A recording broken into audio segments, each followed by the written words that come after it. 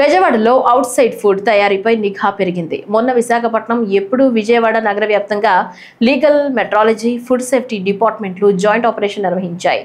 మొత్తం 20 బృందాలుగా విడిపోయి విజయవాడ నలుమూలల హోటల్స్, రెస్టారెంట్స్, బేకరీలు, స్వీట్ షాపులపై ఆకస్మిక తనిఖీలు జరిపారు.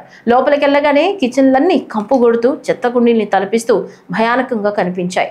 పాడైపోకుండా ఫ్రిడ్జ్ లో పెట్టే పదార్థాలు కూడా బయటికి తీస్తే నీరుగారుతూ కుళ్లిపోయి కనిపించాయి.